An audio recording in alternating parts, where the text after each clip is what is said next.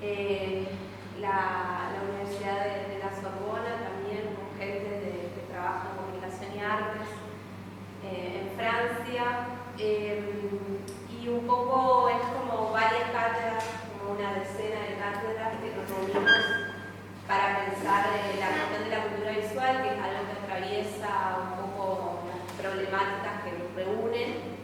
Y bueno, eso este año va a ser en noviembre, estamos trabajando en la programación, así que es como una actividad que lo que hace es complementar un poco lo que nosotros venimos trabajando en las unidades, y no es obligatorio para los alumnos, sino quienes quieran hacer esa capacitación, y es abierta a gente que está fuera de las cátedras también, que se interesen por esos temas.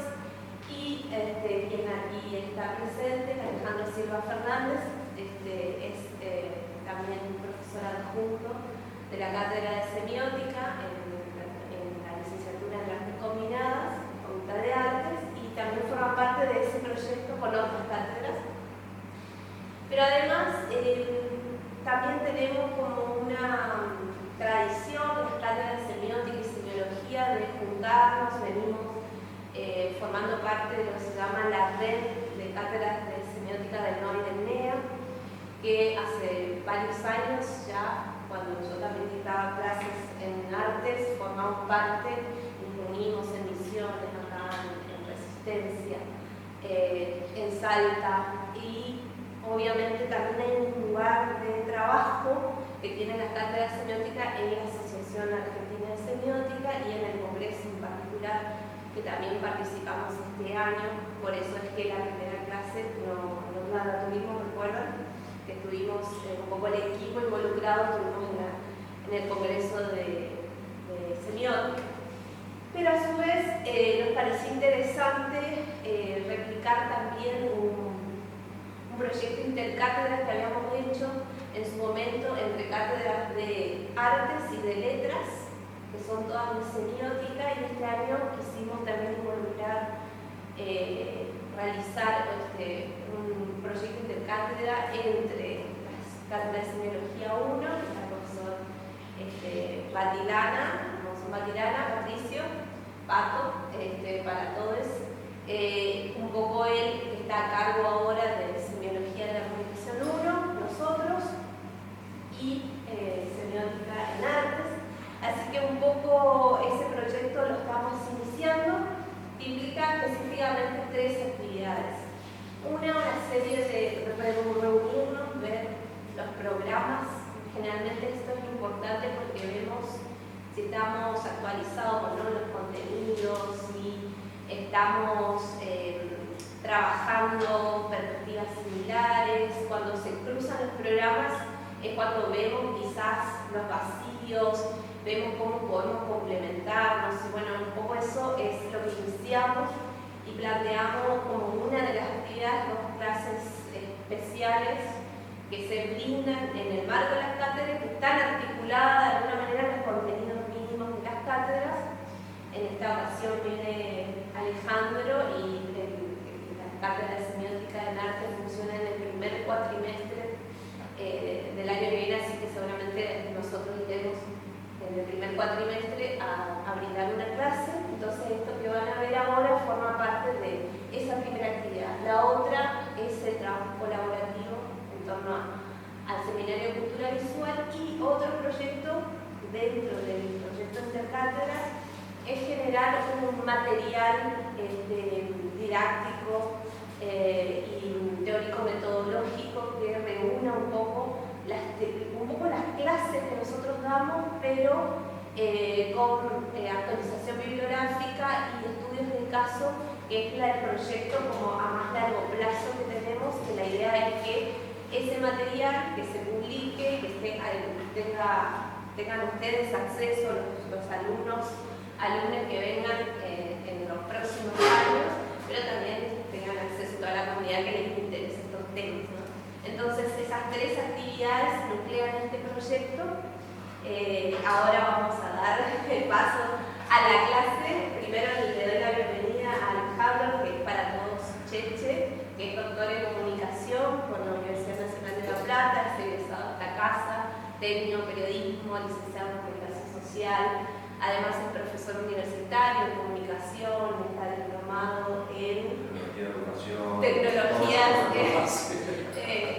mediadas por TIC, así que bueno, también tiene mucho más todo un trabajo de comunicación institucional en ámbitos vinculados a la educación, ahora también forma parte del equipo de comunicación como personal de apoyo en CONICET, es investigador de una línea del Núcleo de Estudios y Documentación de la Imagen del IGI, del Instituto de Investigaciones Geohistóricas de CONICET, vinculado a género, sexualidad, diversidad, sexogenérica identitaria, que luego ya lo va a seguramente comentar él.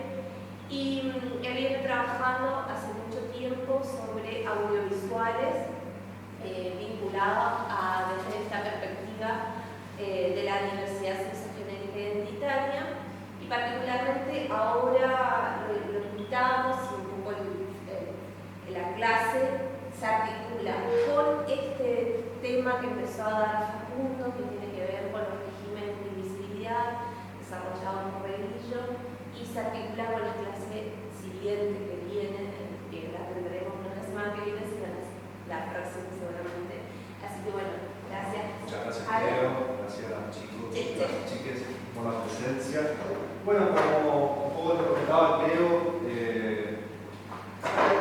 no voy a enganar mucho más en mi presentación, pero sí me gustaría contarles que un poco esta problematización de pensar las formas representacionales de la diversidad sexogenérica identitaria en productos de la cultura en general, por un lado, específicamente en producciones audiovisuales, es algo que vengo acompañando hace varios años de mi trabajo, pero creo que una anécdota interesante para ustedes saber que en realidad es una inquietud que inició en mi carrera dentro de esta facultad, dentro de esta casa de estudio, dentro de esta carrera, que tenía que ver con empecé a problematizar una idea para pensar mi tesis de licenciatura, donde en ese momento, hace 8 o 9 años, hace cuánto fue eso, justo fue la época en la cual se estaba debatiendo la ley de matrimonio igualitario, donde yo me encontré, piensen que hace 10 años, porque nosotros hoy estamos muy habituados a que la información llegue de todas partes,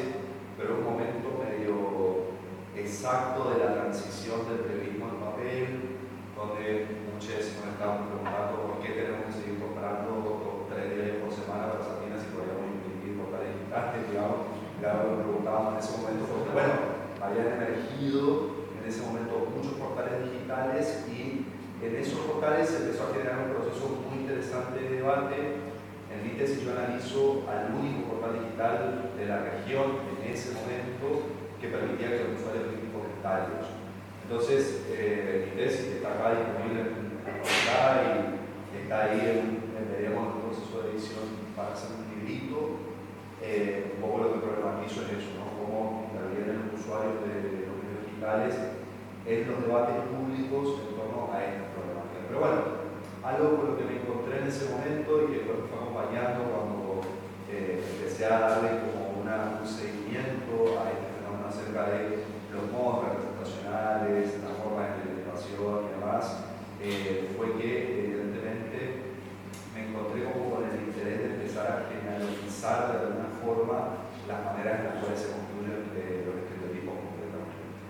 Hoy lo que les voy a compartir, que no sé si se lee bien, un poco el título que les puse a esta charla es Regímenes de invisibilidad y pedagogías de la atención, travestis, transfeminidades y transmasculinidades en el cine de la televisión argentina, que si bien vamos a hablar de varias cosas, ahora más adelante nos vamos a detener en 3 secuencias específicamente que quiero compartir con ustedes, que las vamos a organizar y las vamos a charlar un poquito, pero esto se desprende para mi tesis doctoral. Yo trabajé en representaciones de la población LGBTIQ en producciones documentales de la era post-aprobación de la ley de matrimonio igualitario, asumiendo que ese momento fue bisagra no solo en términos legislativos, sino también en términos culturales del país, porque de repente ingresa ingresa a la agenda, ingresan a la agenda una serie de discusiones que se encontraban saldadas o que ni siquiera se encontraban dadas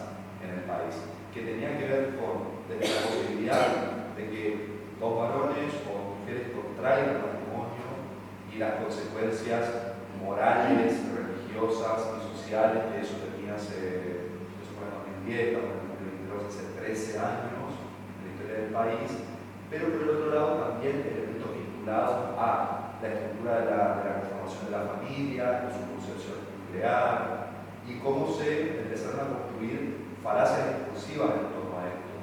Por ejemplo, y digo, para no entrar en eso y ingresar directamente a lo que nos interesa hoy, pero por ejemplo, esta cuestión de que el matrimonio tiene como fin último procrear, es decir, que un varón se casa con una mujer para tener hijos. Sin embargo, ¿qué pasaba entonces con aquellas parejas que no podían procrear, que tenían que haber disuelto sus matrimonios? Digamos, uno empieza a desantar esa construcción discursiva que se hace en torno a este sector poblacional específicamente y obviamente empieza a encontrar como ciertas problemáticas ahí. En la producción de documentales que yo analizo para mi tesis doctoral, un poco el objetivo de esto fue empezar a identificar cómo estas estrategias discursivas dentro de la producción audiovisual lo que hacen es intentar o en realidad ingresar en el discurso público a la construcción de una diversidad sexogenérico-identitaria. Mientras veníamos de una tradición caracterizada por un esquema binario, por la existencia de dos sexos, dos géneros, dos tipos de orientaciones sexuales, que todos sabíamos que existían otras, pero que no accedían al espacio público y que no accedían a las posibilidades de narrarse, por ejemplo. Lo que nos encontramos es que existe una política de Estado específica con financiamiento público de empezar a producir, en este caso, series documentales, que lo que apuntaban era a, como punto principal o como paradigma iniciático de esta política pública, era reflejar la diversidad cultural del país. Y dentro de esa diversidad cultural empiezan a ingresar a la agenda de estas producciones una serie de poblaciones marginalizadas. No solo la población LGBTIQ en general, estamos hablando de gays, lesbianas, travestis, transexuales, intersexuales, bisexuales, sino también, por ejemplo, poblaciones indígenas. ¿Sí? Que hasta el momento la única forma de acceder a la producción cultural en términos audiovisuales era a través de una concepción pintoresquista, hablados por otros que empezaban a tratar de ir a registrar o al avistaje de excentricidades a los espacios, pero nunca eran habladas por sí mismos. Entonces, un poco la ley de servicios de comunicación audiovisual, fundamentalmente, que después se puede entrar, empezamos muy bien por la comunicación, pero concretamente las políticas públicas acompañaron a esta ley, un poco el objetivo fue. Y en la instalación que yo hago para mi tesis doctoral y un poco se convierte hoy por hoy en mi principal punto de interés en producción científica, pero sobre todo en los antecedentes concretos de aquello que yo empiezo a desandar o que empiezo a analizar en lo que me interesa ahora, que tiene que ver más con la ficción y por lo tanto con los documentales, tiene que ver con algunas de las producciones que vamos a problematizar ahora, específicamente con un sector poblacional que tiene que ver con la población de travestis, transexuales y de transmasculinidades. ¿Sí? Como punto de partida, me gustaría compartir con ustedes algunas ideas muy breves, teóricas.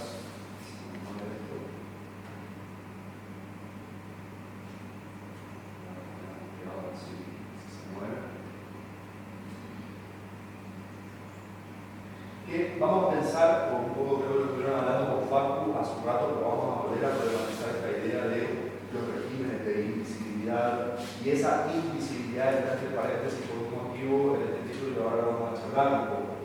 Pero esta idea de problematizar estos regímenes tiene que ver con este avance sobre el cuestionamiento por la diferencia, la cual, al ser advertida en su condición situada y relacional, se construye en función de un orden asimétrico, excluyente y estigmatizador de la representación del otro, anormal, externo, lejano o peligroso. va a ser delito. Estos regímenes de invisibilidad reconocen a otro aspecto invisibilizado por la materia heterosexual y caracteriza como anormal aquello que no logra atravesar su tejido y que de esa lógica ingresan, si es que logran hacerlo, a las agendas mediáticas como excepciones y como lo otro. ¿Qué estamos problematizando en este espacio? En principio nos estamos preguntando acerca de cómo es que estos sujetos son construidos, ¿sí? Estamos hablando específicamente de la población LGBTQ, pero concretamente de las poblaciones trans y travestis y las transmasculinidades, que son también un sector bastante diferencial. Y la primera pregunta que uno puede hacerse en torno a esto tiene que ver con por qué estas subjetividades no son visibles o no eran visibles mediáticamente, y cuando empiezan a ser visibles o en los pequeños momentos en los cuales estas subjetividades empezaron a ser visibles, ¿cómo es que eran visibles? Entonces, acá vamos a apelar a dos nociones. En principio, la idea de regímenes de visibilidad o de invisibilidad, y lo vamos a articular de forma muy concreta con la noción de matriz heterosexual de Judith Butler. ¿Qué es lo que plantea esta noción de matriz heterosexual? Ella piensa metafóricamente en una especie de rejilla, como si fuese un filtro de café o de cocido, donde hay ciertas subjetividades que por cumplir con determinadas características pueden atravesar ese filtro y hay otras que no lo atraviesan. Y al no atravesarlos, estamos estableciendo una diferencia inclusive antagónica entre determinadas subjetividades y otras.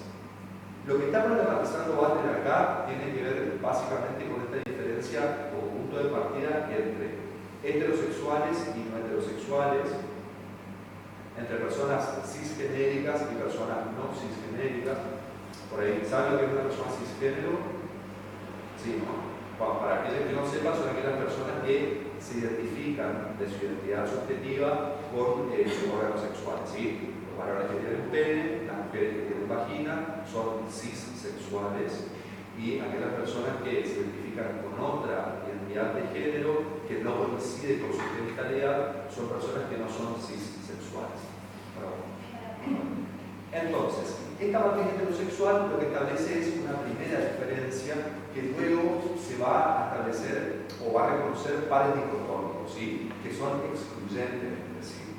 Estos pares dicotómicos van a ser básicamente aquellas personas que son cisexuales, aquellas que no son cisexuales, heterosexuales y no heterosexuales, pero además varones y mujeres. Encontramos ahí un germen de la diferencia no solo relacionada con la orientación sexual, con el deseo erótico, afectivo y sexual, con la genitalidad, pero también con el género en sí, donde radica inclusive la diferencia que existe asimétrica entre varones y mujeres y como consecuencia todo aquello que queda en el margen. Entonces, esta problematización y el ingreso que poseen estas subjetividades a la superficie mediática, que ahora vamos a hablar un poco de eso, lo que plantea como punto de partida es que su ingreso, cuando logran hacerlo, también cumple una función. No siempre es la misma, y ahora vamos a revisar un poco cómo esto también fue evolucionando a lo largo del tiempo, pero generalmente es para legitimar a aquellas subjetividades que ya están legitimadas. ¿Qué quiere decir esto? Vamos a hacer ingresar a un varón gay a una ficción, por ejemplo, para que mariconee, y en ese mariconaje lo que se va a hacer es diferenciarlo de cómo se supone que tiene que ser una masculinidad hegemónica. ¿Sí? Vamos a ingresar a una lesbiana en una determinada narrativa audiovisual y le vamos a establecer una serie de características fenotípicas de comportamiento. ¿Sí? Sería como definirlo por supuesto, digamos. Claro, pero para legitimar aquello que sí es aceptado. ¿Sí? Y lo mismo con las personas trans, y ahora vamos a ver un ejemplo muy paradigmático acerca de qué es lo que se supone que la sociedad debería tener preparada para aquellas personas trans particularmente, pero también para aquellos que osaran establecer un vínculo sexoafectivo con una persona trans. Ahora lo vamos a ver.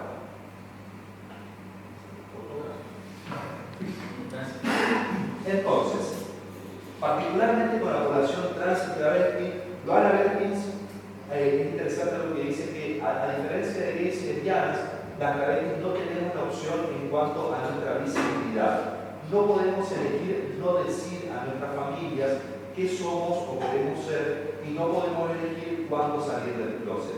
Que esto, en realidad, lo que retoma es esta concepción, dos concepciones simultáneas. Por un lado, la heterosexualidad obligatoria, ¿sí? Que es esta noción que nos hace suponer que todas las personas son por defecto heterosexuales, y dentro de las prácticas sociales cotidianas que nosotros tenemos, lo primero que nos preguntan probablemente alguien que recién nos conoce o un médico cuando vamos a una consulta y demás es: si sos varón te van a decir, vos estás casado y tu mujer, o tenés novia, y lo mismo nos pasa si somos una chica, ¿no?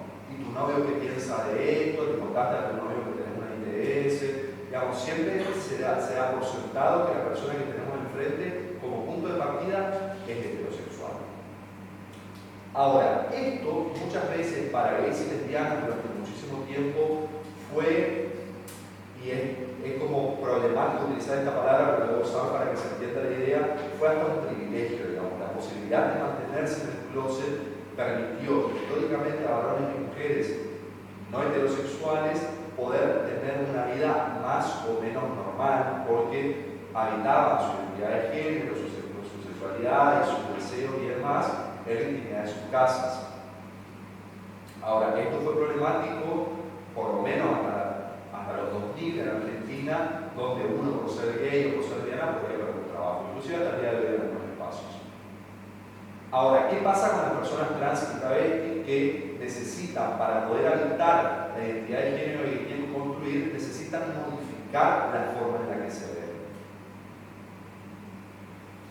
Cambiar su vestimenta, que es como el primer momento en el cual uno empieza a generar esta transformación, intervenirse quirúrgicamente, consumir hormonas, en el caso de los varones empezar a dejarse el pelo largo, en el caso de las mujeres cortárselo muchas veces.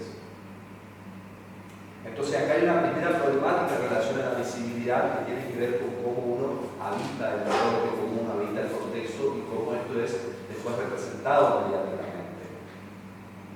Porque esta visibilidad, esta invisibilidad social que delega en la mediatización las formas del conocimiento, es decir, probablemente muchos de los que estamos acá la primera vez que conocimos a una persona trans fue a través de la tele y no en vivo. No estamos todos teniendo un amigo trans o una amiga trans, sino que la mediatización y la construcción que se hace de todas estas subjetividades tiene que ver con aquello que se ve en la tele, que históricamente, ya sea en las noticias o en los noticieros de la tele y demás, lo que vemos es que las travestis que hacen son prostitutas, venden droga, que están en la zona roja, van presas, ¿sí? Tienen problemas con la policía, literalmente. Y los varones gays, ¿qué es lo que más o menos vemos? Se supone que tienen que ser hiperafeminados, tienen que estar desesperados por encontrar un varón al cual desear. Y generalmente las lesbianas no las vemos, que también es un esquema de invisibilidad bastante impersonal. Y cuando las vemos generalmente son masculinas, son rudas. Esto por supuesto que no es un fenómeno lineal, sino que en general se fueron modificando, a veces hay retrocesos, pero nosotros como espectadores y también como promotores de discursos, de a poco esas lógicas se van modificando. Lo acepto entonces, es entendido en este contexto de lo que estamos hablando en una doble dimensión. Por un lado, como lo expulsado, lo desterrado de las zonas socialmente habitables, y por el otro, como aquello paradójicamente necesario para la constitución y reafirmación del conjunto de sujetos identificados dentro del par dicotómico constitutivo de la heterosexualidad, que es un poco lo que estábamos hablando antes.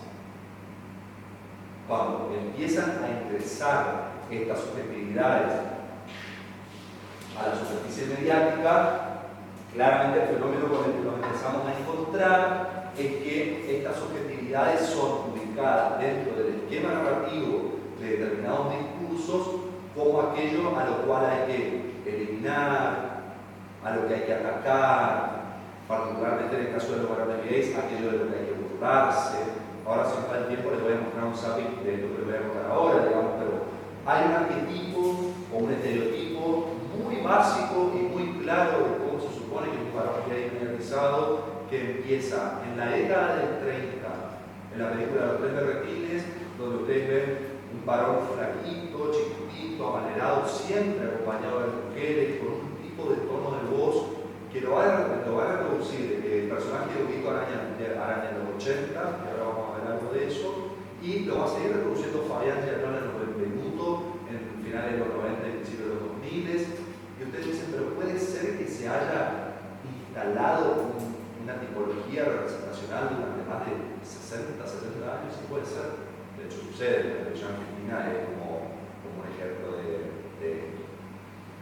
¿Y qué es lo que sucede acá? Y en la vinculación con otros actores o con otros personajes dentro de la ficción particularmente, lo que se empiezan a construir son modos de reaccionar frente a esta subjetividad.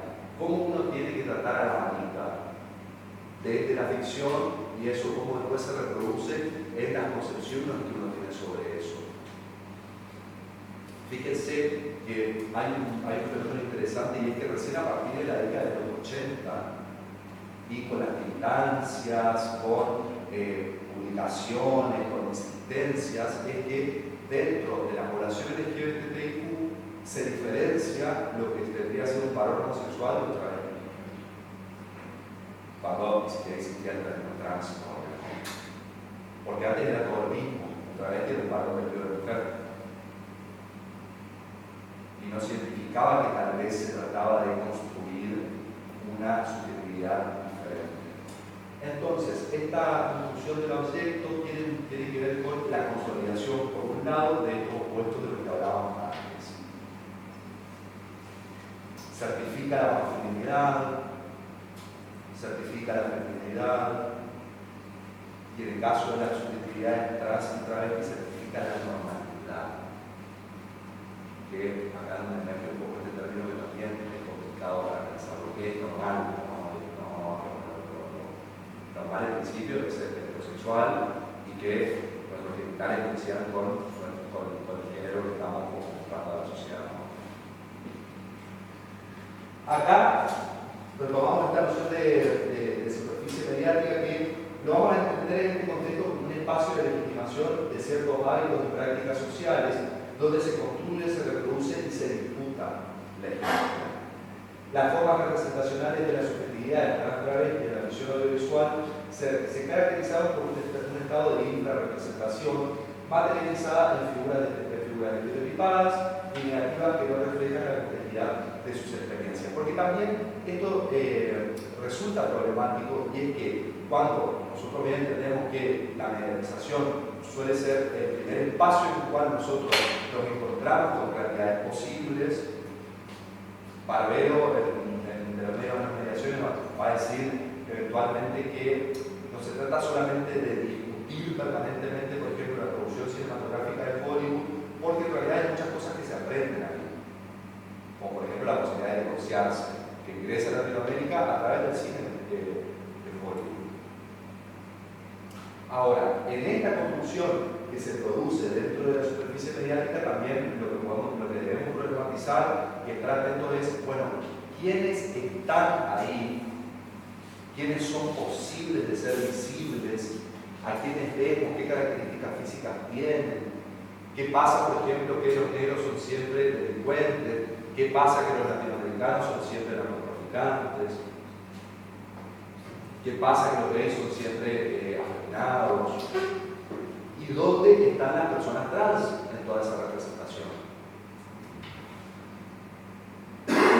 Y cuando aparecen, ¿cómo aparecen?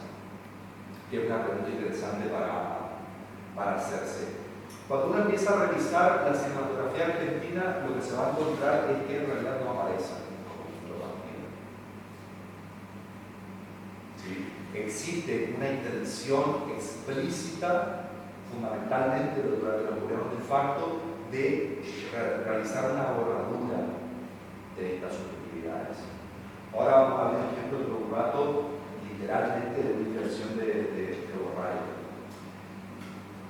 Y esta cuestión reinstala una idea que a mí me parece muy interesante por ahí para empezar a a estas subjetividades que tienen que ver con esta idea de una existencia ficticia. Cada vez que se intenta instalar, discutir o pintar mejores derechos o equiparación, por lo menos de derechos para ciertos sectores poblacionales, creo que generalmente se dicen dos cosas. Primero, hay cosas más importantes, y esto lo escuchamos millones de veces. Hay gente que se muere de hambre, entonces ¿para qué las mujeres van a abortar? Es una cosa que cancela la otra. De hecho, cuando se debatió la ley de matrimonio igualitario, decía algo así como: los legisladores no tienen nada más importante que hacer, ¿por qué no derogan la pobreza por ley? Digamos, como si eso fuese posible.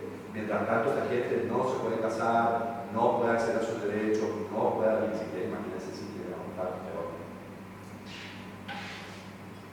Y particularmente con la población trans, lo que sucede es que cuando aparecieron, y ahora vamos a ver un poco de eso también, nunca fueron interpretados por personas trans. Y este es un fenómeno súper reciente que vieron que en Hollywood lo que sucede es que cada vez que un varón cis interpreta a una persona trans, generalmente la conozcan. Esa es una práctica que no hace mucho tiempo era súper legitimada. Y toda la gente decía: ¡ay, mira qué buena la transformación que hubo, ya de Teleto, toda la esclava, qué sé yo! Entonces, hay también la cuestión de que cuando uno se encuentra como con este formato de construcción de la subjetividad y de la superficie mediática, se da cuenta de que las personas trans ni siquiera existen, porque siempre son personas cis que están haciendo de trans. Entonces, ¿dónde están esas subjetividades? De nuevo, hay acá un régimen de visibilidad que no permite que ciertas subjetividades efectivamente ingresen a la ficción particularmente, pero ni siquiera hacen hablarse por sí mismas en el documental, por ejemplo. Y este es un fenómeno muy reciente, la posibilidad de que puedan empezar a hablar. Les quiero mostrar un ejemplo. ¿Estamos bien el tiempo? Sí. Les quiero mostrar un ejemplo. El primer ejemplo que vamos a ver, vamos a tratar de ver tres, si nos alcanza el tiempo, que es una película que se llama Mi novia él, que en realidad el título original era Mi novia el travesti. Es una especie de remake o reinterpretación de las tantas que vieron de Víctor Victoria, que un poco, no sé si conocen el argumento, pero es una mujer que se empieza a hacer pasar por travesti básicamente para poder tener éxito en el mundo del espectáculo. Acá en Argentina, la dirigió Enrique Caen Salaberry y se estrenó en 1975, piensen en un momento histórico, un año antes del golpe de Estado, que era la última dictadura militar, el momento más oscuro de la presidencia de Isabel Ramírez Perón también. Existía un órgano que controlaba acerca de cuál era el tipo de producciones que se podían hacer. Todas las posibles películas pasaban por un sensor que tenían que ver de qué se trataba. Y con Mi novia él pasó lo siguiente: primero, que no permitieron que diga travesti en el título, por eso es que la película se llama Mi novia él.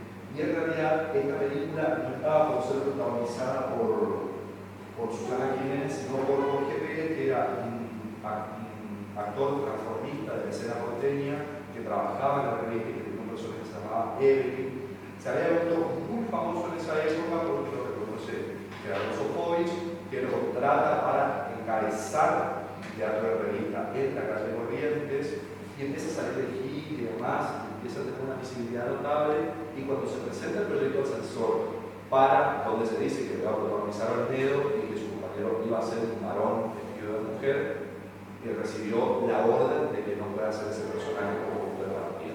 Y segundo, esto le valió a Jorge Pérez, que era el personaje de Evelyn, empezar a recibir amenazas de muerte y se tuvo que exiliar del país. Ya antes de la dictadura militar, por el proceso previo de la nuclear y demás, pero un historia que ustedes conocen muy bien. Hay una secuencia que les quiero mostrar de esta película que tiene que ver con cómo se construye esta teología de la elección.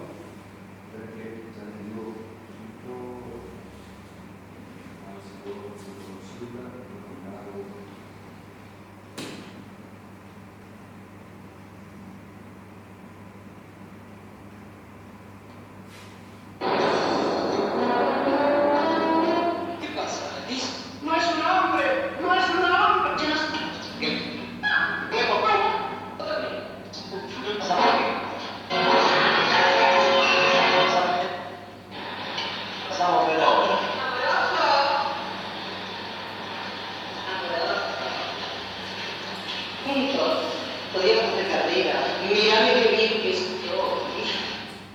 argumento, pues no lo van a entender.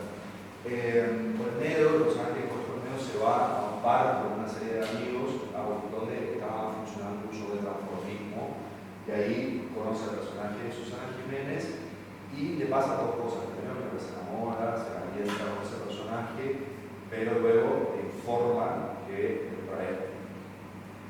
Él sostiene como un vínculo afectivo y Susana le revela, digamos, que no es travesti, sino que es una mujer que empezó a vestirse de varón para ser travesti, para poder tener éxito en el mundo del espectáculo. Esto le empieza a valer al personaje de Olmedo una serie de expulsiones, acusaciones, problemas familiares y demás, porque está enamorado, pero no puede sostener este vínculo por un poco lo que pasa y lo que quiero buscar.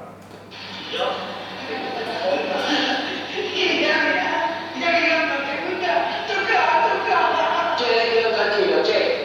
O sea, a este lo maquillo yo.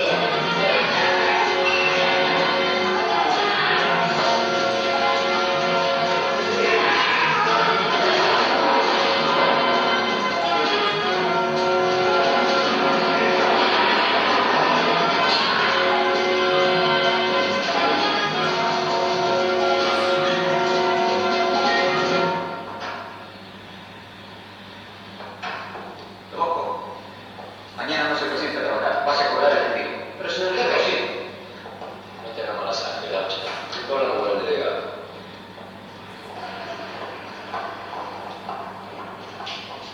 ¡Alberto! ¡Alberto! ¿Qué haces acá? No vas a la lucha que te perdés.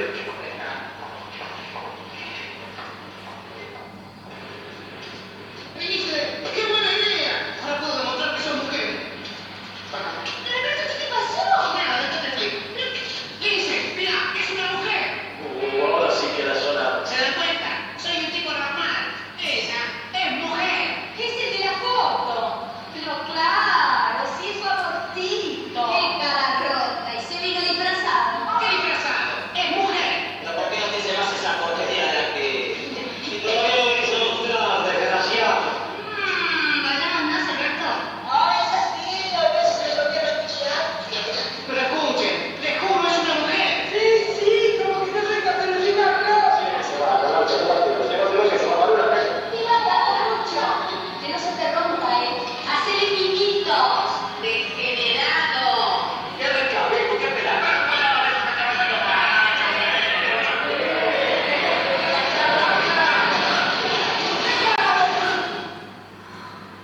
Mirá lo que me hiciste. Y encima te venís disfrazar. ¿Cómo disfrazado? Pero sí me dijiste que lo he hecho muy bien. Mirá la vergüenza que me hiciste pasar. Vos me arruinaste la vida, me arruinaste la vida. Alberto, ¿yo qué culpa tengo? Dejate que saliera publicada la foto en la revista. Ahora todo el mundo piensa que soy un degenerado. No, señor, yo fui a la revista y hablé con un periodista. ¿Qué periodista? ¿Pero qué periodista? ¿Quién te va a dar bola a vos? Alberto, por favor. ¿Sabes lo que sos? Un híbrido, eso es lo que sos. Un pollo doble pechuga. Si hacemos el reportaje se puede aclarar todo. Yo ya lo tengo todo aclarado. No quiero verte nunca más. ¿Qué cansa, qué cansa? ¿A dónde vamos? Sí, no le voy a avisar. Así que ya había tomado una resolución, no fuiste capaz de decírmelo. No tuve tiempo. Pero sin embargo tuviste tiempo para conseguir lo que querías. ¿De qué me culpas ahora? ¿No sabías lo que te ponía? ¿Yo una vez te engañé? ¿A mí no me dijiste una cosa por otra? ¡Contestame! No, pero yo tampoco anduve con mentiras. Yo no tengo nada que reprochar. En cambio vos sí. ¿Quién, yo? Sí, vos. Tenés vergüenza, ¿eh? No tenés coraje para bancarte los problemas. Aparece la primera dificultad y el señor se muere. Menos mal que no puede demasiado entrar. Pare, por favor. Para, contame lo del periodista. Ahora ya no tiene importancia. La desmentida saca el acostamiento ya no me interesa más. Carissa, podemos hablar. La solución ya está. Seguí con el taxi, volvé a tu casa. Marisa. En esta secuencia, ¿conocían la película? ¿Escucharon hablar alguna vez de esta película? ¿No? Fíjense lo que sucede en esta secuencia que es muy interesante. Arranca con un escape, ¿no? Por esa pelea que quieren con sus compañeros porque lo cargan. Y fíjense cómo lo cargan. De nuevo, apelando a ese estereotipo de cómo se supone que es un varón afeminado, ¿no? Por un lado. Y empieza con un escape, donde ellos empiezan a golpearlo, se pelean entre ellos. Luego sigue con una ubicación pública, que cuando llega el personaje de Susana y sale toda la gente y se empiezan a burlar, le dicen degenerado, ¿sí? Se vino disfrazado, que siempre se utiliza el término masculino para referirse a Susana, que ellos no saben que ella es una mujer de realidad. Esto prosigue con una lapidación, que es que cuando arranca el taxi empiezan a arrojar piedras y demás para que ellos se vayan, y finaliza con una expulsión del territorio, pareciese ser una estructura de una tragedia griega, digamos, muy a la poética de Aristóteles, pero sin embargo es un poco lo que sucede en esta secuencia. Y la particularidad que tiene esto es que él sabe que ella es una mujer, porque ellos ya tuvieron relaciones sexuales a esta altura, sabe lo que tiene pene, y sin embargo la trata de híbrido, de pollo doble pechuga, le dice que le arruinó la vida. Él no ve la posibilidad de que esta cuestión se aclare, aún sabiendo que ella es una mujer. No sé si se entiende por ahí el esquema complejo que tiene esta cuestión. Esta película en su guión original podría haber sido, si se avanzara con cómo iba a ser, probablemente de vanguardia para la época, y la estaríamos pensando en otros términos, porque en el guión original ellos en realidad se casan felices y se van. Que es un poco como termina, y ahora vamos a hablar de eso si quieren, si no hay tiempo, y cambiar el guión, y él se termina casando con una mujer que no ama porque necesita mantener como su estatus moral y su buen nombre.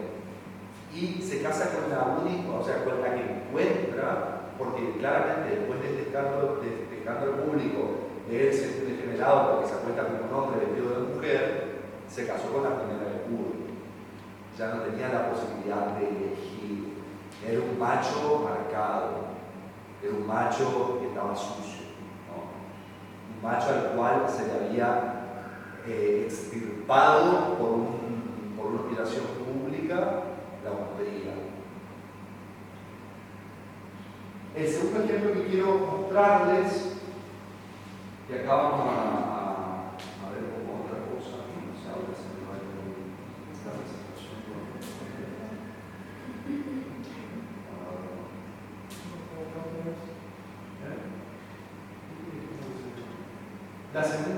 El segundo ejemplo que quiero mostrarles, también bastante breve,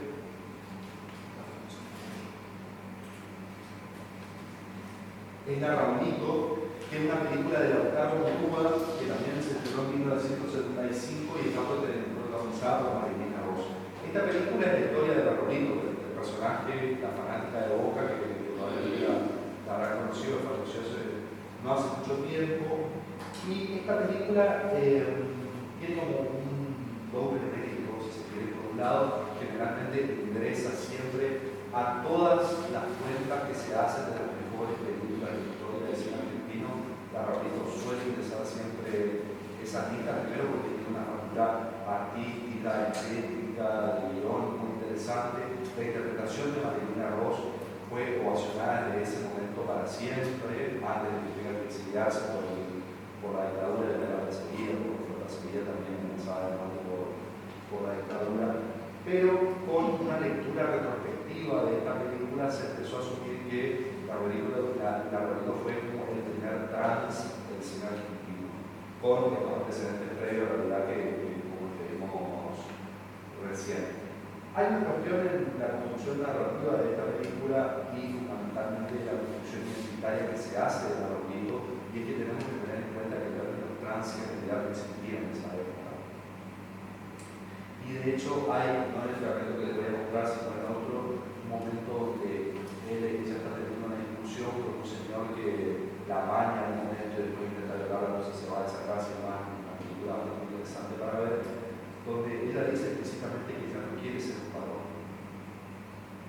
pero tampoco quiere ser una mujer, porque las mujeres sufren mucho y ella estaba cansada de sufrir, ya.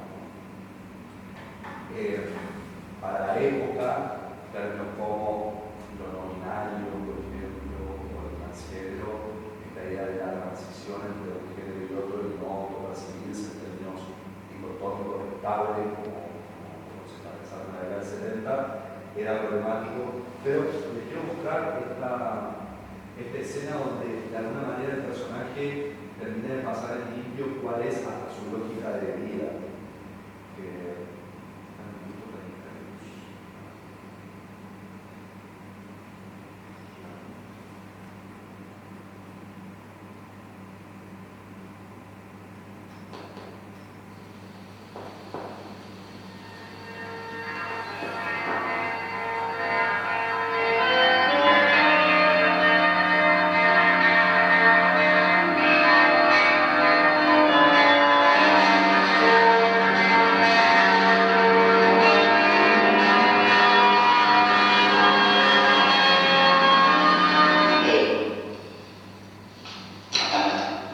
Palabra de Dios, él te va a entender. Yo no quiero hablar con gente como ustedes. Perdónenme. Oye, después te va a hablar, ¿sabes? Pero primero te va a hablar conmigo. Él está ahí, ¿no? Y si yo te cuento toda vos, después me dejas casar. Sentate, sentate. Palabra de Dios, ¿verdad?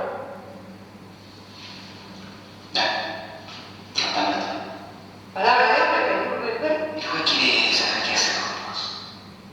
Para que seas feliz, para que no te escapes más. Contame, ¿por qué te escapaste? ¿Qué sé yo? Siempre estaba.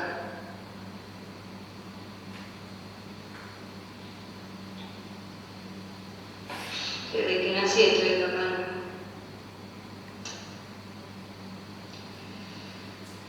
No sé. No me hallo en ningún lugar. Y no es que la gente no me quiera, no, la gente me quiere, yo también lo quiero. Yo no hay lugar. Ya con mi hijo me quería rajar porque mi viejo chupaba y me quería obligar a tomar vino a mí. Y a mí no me gustaba y entonces me pegaba. Una vez me fajó una hueá. Pero por el cómo estaba el pedo no se daba cuenta lo que hacía. ¿Tu padre vive? No. Sí, mi viejo, sí. No sé. Mi hermano murió. Murió cuando yo era chica. Ya no me acuerdo. Ella era muy enferma. Sufría de los pulmones.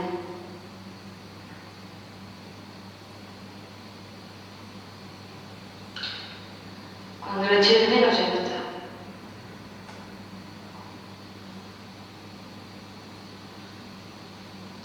Y yo me quedé sola con mi viejo. Y mi viejo no podía conmigo. Entonces me llevó a un asilo.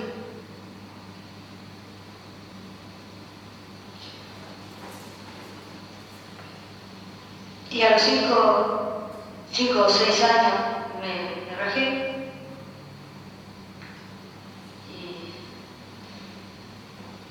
Y empecé a andar por la calle.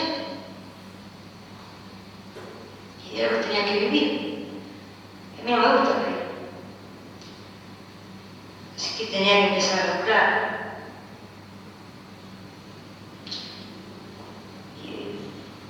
Y ahí me empecé a vestir de pibe. Para una pibita laburar en la calle es difícil. Pibe no.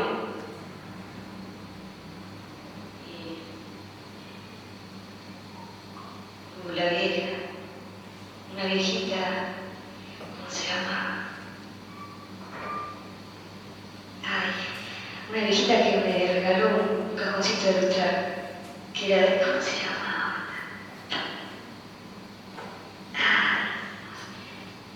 Cajoncito de luchar del hijo, que lo había atropellado un tren, pobrecito. Y me lo dio.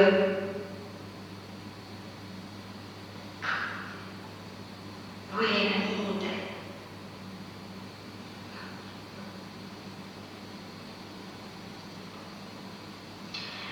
ahí empezó a caer la cana,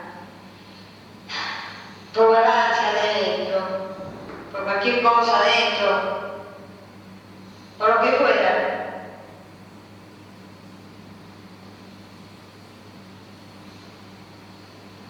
¿Qué me hacía? ¿A quién podía yo? Yo no podía nada, yo lo que quería era correr por la plaza, jugar al fútbol. ¿A quién juego al fútbol?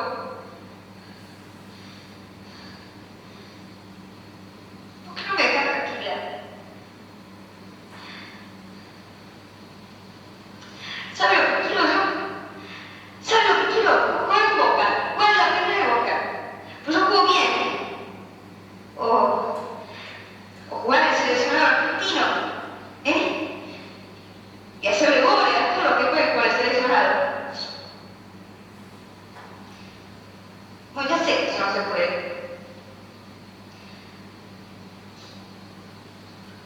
Está bien, yo eso no lo hago, pero ¿por qué no me dejas tranquila? Es tan difícil eso.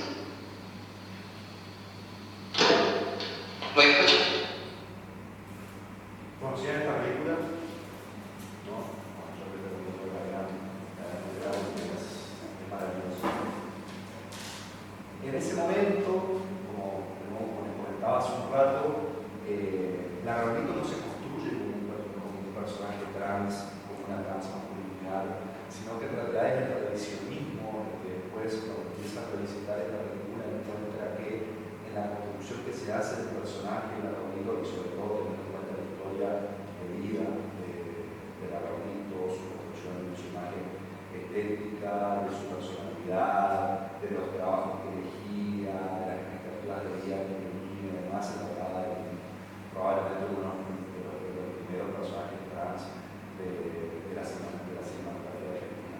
Particularmente este monólogo de esta secuencia que yo les acabo de contar, en algún punto resume en gran medida todo aquello que queda reservado para las personas que habitan el margen, para los parias, y creo que un poco estas líneas que dice, una parte que dice, tranquila, a quién molesto yo, a quién molesto jugando al fútbol, son en algún punto una especie de resumen de la demanda de todo un sector poblacional que básicamente lo que dice es eso, ¿no? O sea, ¿a quién le molesta con quién me acuesto? ¿A quién le molesta de quién me enamoro? ¿A quién le molesta cómo me visto? ¿Qué identidad de género asumo? ¿Para quién es un problema? Y hay acá, en la previa de esta película, un poco la continuidad, ella está en una audiencia que se quiere entrevistar con un juez porque ella se la pasa escapándose de correccionales, de hospitales neuropsiquiátricos, de lugares para delincuentes juveniles y demás, y se escapa de todas partes. Fundamentalmente porque en la mayoría de los casos la mandan a pabellones de mujeres donde no se siente cómoda y no quiere estar ahí.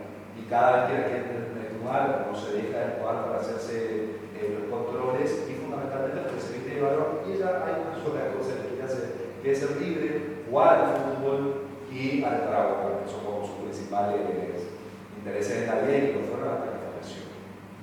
La primera vez que la Raulito, y esto no es la película, sino en su vida, efectivamente se queda en un lugar, fue en el pueblo psiquiátrico donde vivió los últimos años de su vida, donde logró como construir una especie de relación de amor o de maternidad con otra persona, con otra mujer que estaba internada en ese lugar.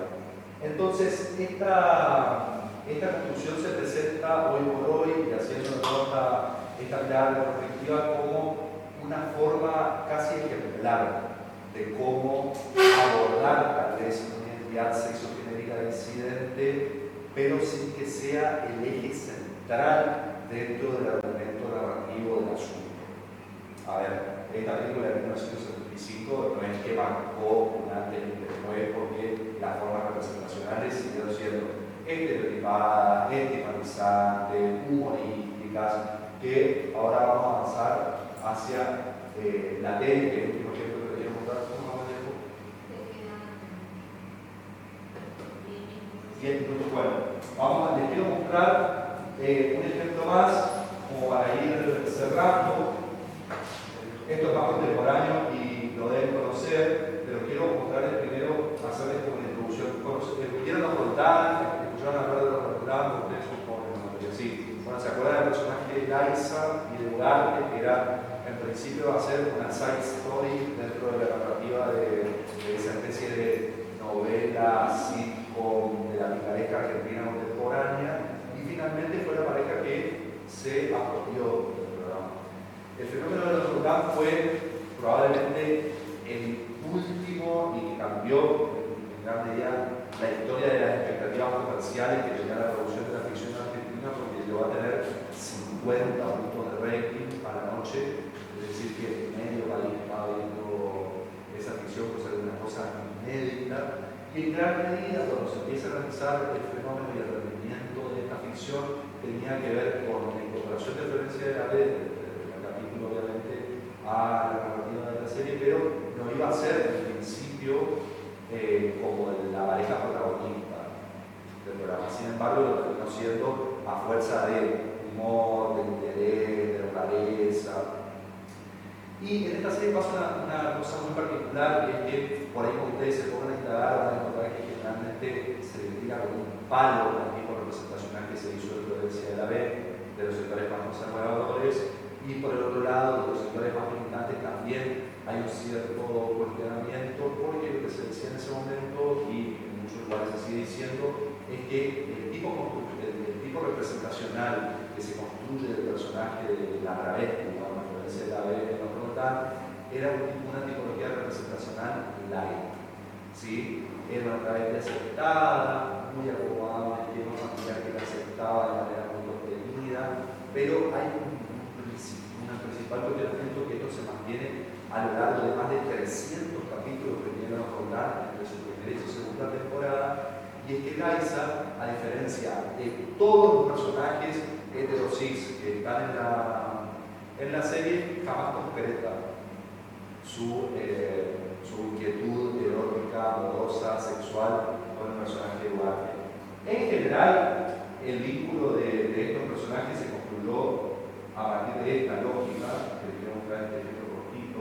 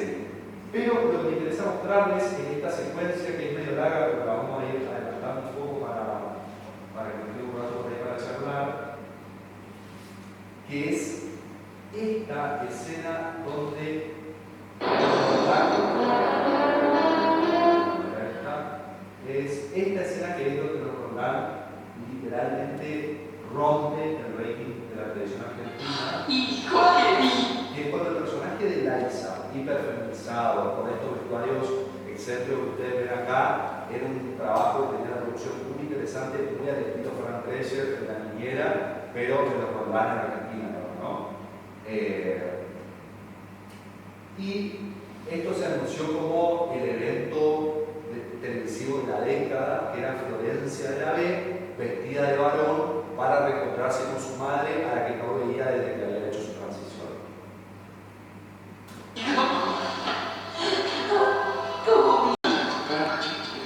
No es así la forma que tiene que hacer las cosas. Pero no sabe más, te juro. Pero es un error la de esto. Sí, pero me partí el alma, pero vamos a seguir. No me importa nada. Yo quiero que me escuchen. Mira, Lisa. Vos sos su madre. Vos te esforzaste mucho.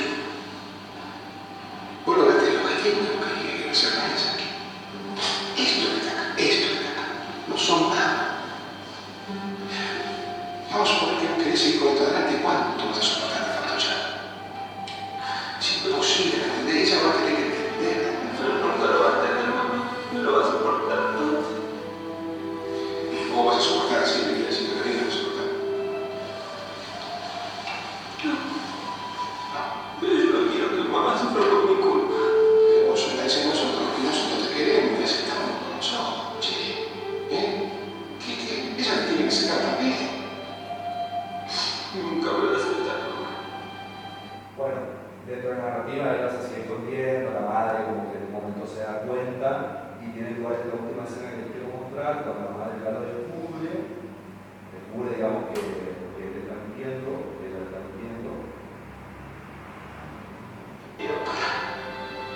Mi quería si te dijera que me hubiera gustado tanto, mucho, pero que me ayudó de tanto tiempo. Te equivoques. A mí nunca me imaginé. Vos ves, de que no me acepto. Pero hijo, ¿por qué no le dijiste nada? Porque tuve miedo. Miedo de que tenías. De que no me acepto. Vos me vas a aceptar así como soy. Contestame. Vos me aceptarías así como soy. Y sí, tengo que aceptarte como sos. Sos mi hijo. Pero es como si no te quedara otro remedio. Lo digo como que es algo que vos elegiste y que yo nunca me imaginé. Pero bueno, si vos sos feliz, Sí, pero ¿qué me hace feliz a mí? A usted por mí triste. no te equivoques. A mí lo que me pone triste, lo que me duele, es que no te hayas animado a decírmelo nunca porque me lo contaste tanto tiempo. Es que siempre tuve miedo. Nunca tuve valor porque siempre pensé que me iba a sacar de tu vida para siempre, que me ibas a tolerar esto. No me quedó otra salida que irme y rezarle, hermano, que me ayude. Debes haber sufrido mucho. Mucho. Mucho. Si no hubiera sido por mi hermano, no sé dónde me iría a parar. Bueno, entonces, acá lo que sucede, luego para resumir, y ahí abrimos un poquito, que tenemos un ratito para charlar, es que, fíjense, en el 2004 dan la ficción argentina de 50 puntos de rating, lo que instala es, en medio de la pareja, de que se ríen, a veces les retrata varón, a veces esto siempre resulta chistoso, digamos, para la época, instala una escena en la cual el hermano de la persona, pasemos al genérico específico de la persona trans, y la madre de la persona trans le dice que la van a aceptar, ¿no? Y que le hubiera gustado acompañarla en su transición y que por qué no le dijo antes y todo lo demás dentro de este esquema que ya construye la presencia de Liza en la narrativa de forma bastante más normalizada.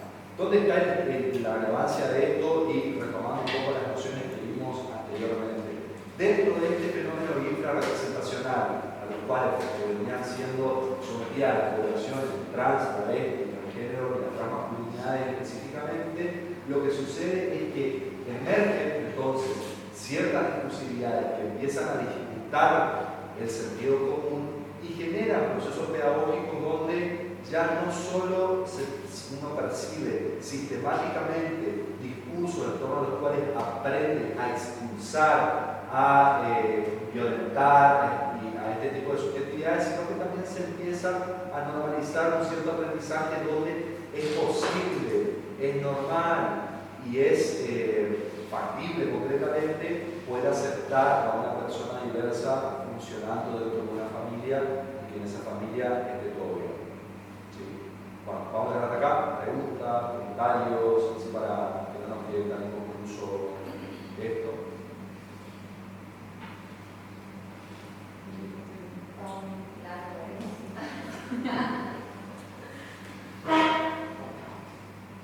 ¿No? Había otra ficción también no hace mucho tiempo, Pequeña Victoria en Telefe, Sí. que movilizó mucho la sociedad. Bueno, en ese caso, por ejemplo, está bueno que lo traigas a colación porque da como el paso siguiente dentro de la construcción narrativa, porque efectivamente se puso en televisión, en el ejemplo que da la compañera, una relación sexual entre un varón y una mujer trans. Y se lo ve, o sea, se ven esos cuerpos desnudos, con lo que permite la televisión a la hora que eso fue pasado, digamos, teniendo relaciones sexuales que hasta entonces ustedes piensen que la única concepción que por ahí se tenía de una tipología era, bueno, nosotros con escenazo, con mucha caricia, mucho amigo, mucha cosita, por ahí lo de la tele como puede mostrar encontrar, ¿no? Pero hasta entonces, como que la idea de sexualidad de una persona trans o de un varón que uno posee es, uno, la de consumir prostitución o de lo que puede ver en la pornografía de internet.